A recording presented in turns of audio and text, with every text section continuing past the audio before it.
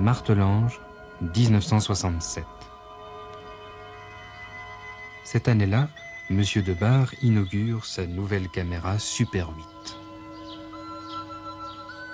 Martelange, c'est avant tout la route nationale 4, un axe routier qui la traverse de part en part, un axe routier qu'empruntent les poids lourds, les camions-citernes qui roulent vite, trop vite. Dans son jardin, M. Debar ne se doutait pas qu'il serait le seul témoin à filmer ce qu'on appellera la catastrophe de Martelange. Les stations-service sont nombreuses. Ici, l'essence a la réputation d'être toujours moins chère qu'ailleurs. Voici la terrasse d'où M. Debar filmera la catastrophe. Séparé du Grand-Duché par la Sûre, Martelange est pour les automobilistes un lieu de halte sur la route des vacances. C'est à quelques centaines de mètres d'ici qu'un camion transportant 40 000 litres de gaz liquide va exploser. Tout un quartier sera incendié. 6 maisons totalement détruites, 5 autres gravement endommagées, une cinquantaine de voitures carbonisées. L'accident fera de nombreux blessés, une vingtaine de morts. Le dimanche 20 août 1967, la kermesse bat son plein. Il fait chaud. Toute la population est dehors. Des images d'une ville heureuse, sans problème. Demain, lundi 21 août, à la sortie de la messe d'11h, la tradition veut qu'on se rende au cimetière. M. Debar gare sa voiture devant le Café des Sports. Soudain, il se ravise, remonte dans sa voiture et retourne chez lui. Cette décision lui sauvera sans doute la vie. J'étais avec mon beau-frère et on avait l'intention d'aller au Café des Sports qui se trouve juste à l'endroit de l'accident. Et quelques minutes avant l'accident, on se trouvait à cet endroit. On était arrivé avec la voiture, j'avais garé la voiture près de la station d'essence et on était descendu. C'est alors que j'ai constaté que j'étais en pantoufles. Je venais de la maison probablement, toujours pour aller boire un verre au café, et j'étais en pantoufles alors que tout le monde était endimanché, tout le monde revenait du cimetière, c'était le lendemain de la fête, c'était férié.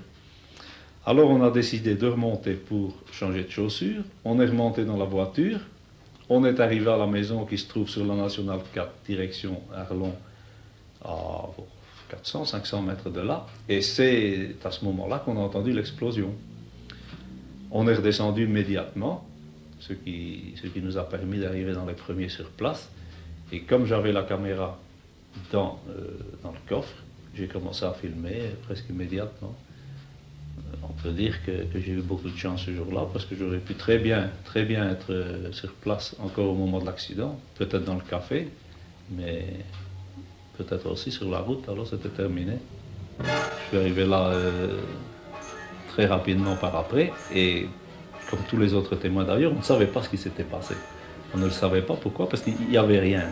Il y avait des dégâts sur la route, tout brûlait, d'accord, et il y avait un train de pneus, il y avait 2 roues, 4 roues, je crois, là au milieu, mais plus rien. On a cru longtemps que c'était un avion qui était tombé, parce que certains avaient probablement vu la citerne du camion qui partait en vol plané à 300 mètres de là. Ce n'est que par après, avec l'un ou l'autre, qui avait quand même aperçu quelque chose, qu'on a su que c'était un camion qui avait explosé. On va très bien voir ces flammes qui avancent d'une maison à l'autre. Pour le moment, c'est la première qui brûle.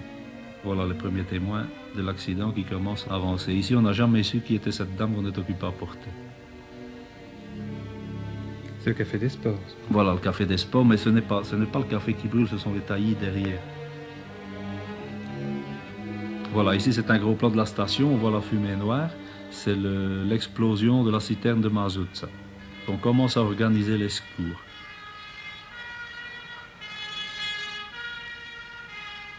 Vous voyez, on voit très bien que l'incendie gagne les autres maisons et voilà les pompiers, les premiers qui arrivent. On est à peu près un quart d'heure, 20 minutes après l'explosion en ce moment-là. On voit toujours la fumée noire du mazout. Et les pompiers vont mettre leur lance en action en prenant l'eau dans la sûre.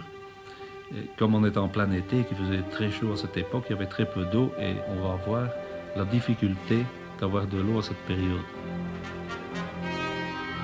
Au début, on a eu très difficile. Voilà les premières lances en action et le jet va diminuer à cause du manque de puissance. Voilà, on est occupé ici à charger un blessé dans une voiture. On est au poste de douane, on voit d'ailleurs un douanier, je crois, sur le coin. Là.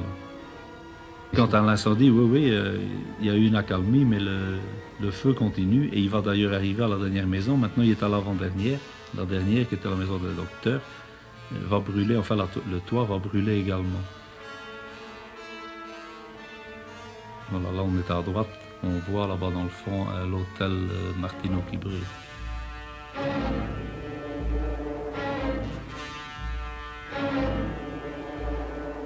Les pompiers venaient d'endroits tout à fait différents parce qu'on a fait appel un peu à tous.